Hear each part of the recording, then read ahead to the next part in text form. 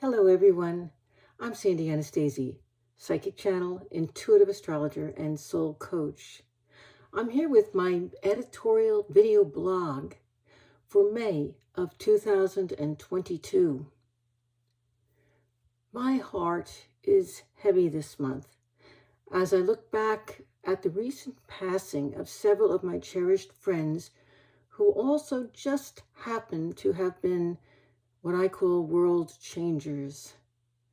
They will be missed, not just by me, but by many hundreds of thousands of people who followed their work and whose lives were changed as a result of that experience.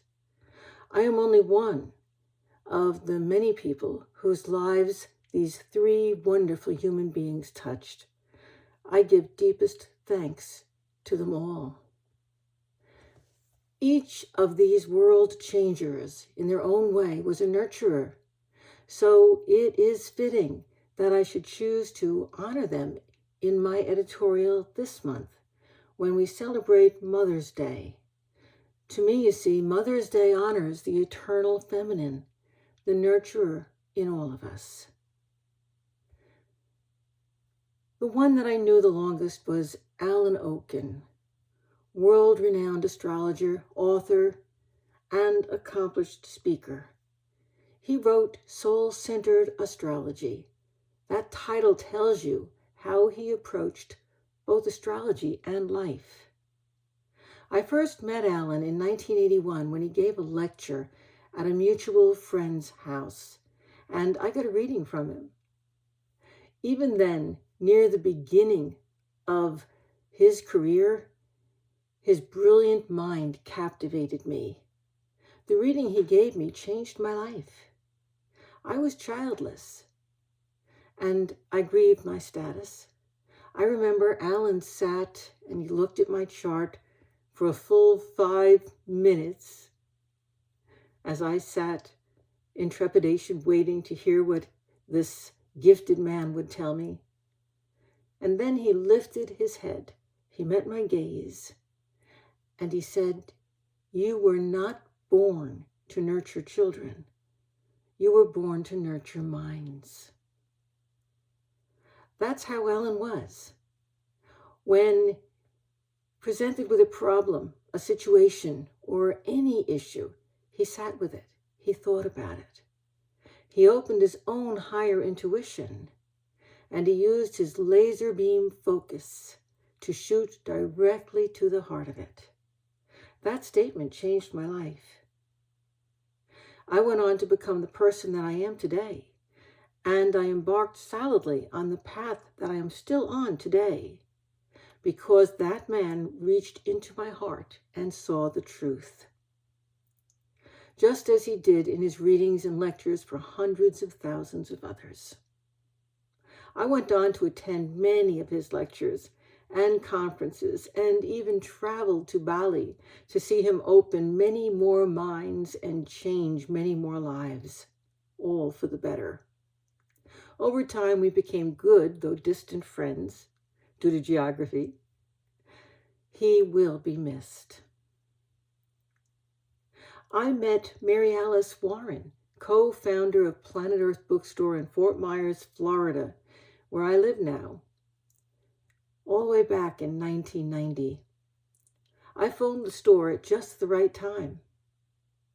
Their Kabbalah class was missing its teacher, and as it happened, I had the knowledge to step in and teach it. That began a working relationship and a deep friendship that lasted over 30 years.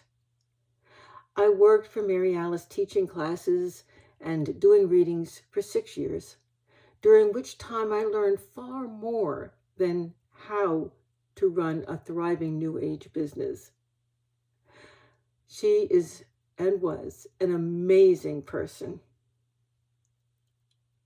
Mary Alice had a certain magnetism that drew people to her. She had friends all over the world, you see, in every branch, nook, and cranny of the metaphysical world. She brought many of those amazing, often well-known people to her store to lecture. I got to meet so many of them. It was a wondrous time. I met some of the greatest names in astrology, in magic, in tarot, and more in her store. She loved books. Mary Alice's store was a treasure trove of knowledge. Mary Alice nurtured minds just as I do. Yet she also projected an energy of Mother Earth that kept her followers coming back, knowing that she truly cared about them and their lives, and would always share her wisdom from her heart. I watched her change many, many lives for the better during the time that I worked closely with her. Mine was one of them. Through the years that followed, she and I remained good friends. I often see in myself the many ways that I patterned myself and my life work upon hers. She will be missed. I only knew Sharon Lynn Wyeth, host of Luminescence, Common Sense Spirituality, and author of many books on the science that she created, that she called Mnemology, for a few short years. I will forever be grateful to have known her. Being interviewed by Sharon on her podcast was like being put under a microscope.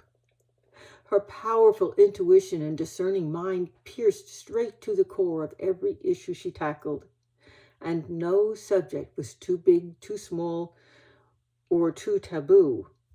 She exuded high energy and kindness, and she extended all with a firm hand. As soon as you spoke with her, you knew you could trust her. She was just that kind of person. A retired math teacher, Sharon was a mover and a shaker who was just hitting her stride when she passed. She saw new ideas and new possibilities in everything that life presented to her. Her podcasts, her radio broadcasts, her personal appearances, her lectures were amazing.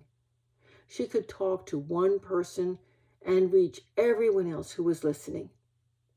With her bright mind, she embraced and investigated every new idea that she encountered. When I invited her to my psychic development class, she immersed herself in my life work without a thought, though she'd spent many years studying on her own with other teachers. I watched as she helped the other students, fully participated with them, and helped me to open their minds and their abilities. When she became ill, the whole class and many, many other people sent her healing love. And when she died, so suddenly every one of us felt her loss. She came back to us in a most amazing way during our class a mere 2 days after her passing.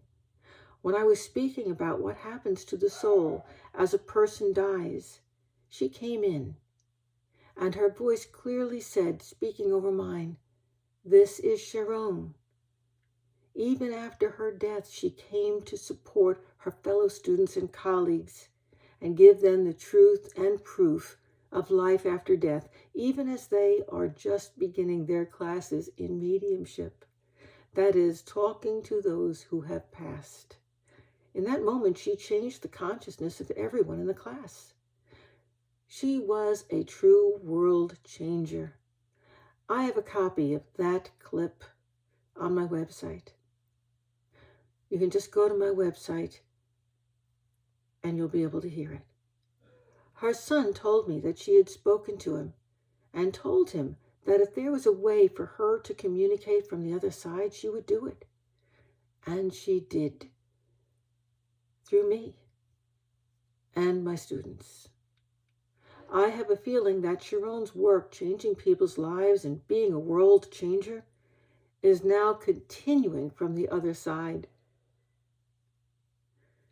It is my honor to have known these 3 amazing people, these 3 world changers. Their work will live on long into the future through all of the people their lives have touched. They've all shown us the power of selfless giving, of unconditional love, and how to nurture the spirit within. I give my eternal thanks to all of them. And I also give my thanks to all of you who've listened to the end of my editorial this month. And I honor the nurturer, the mother energy in you. I'm Sandy Anastasi, and I invite you to visit me on my website, where you can find out all about me and my work, sign up to get a reading or check out one of my classes, find out what I'm doing online and off. My website is www.sandyanastasi.com. I hope to see you soon. Goodbye for now. I'll be back next month with more of my thoughts.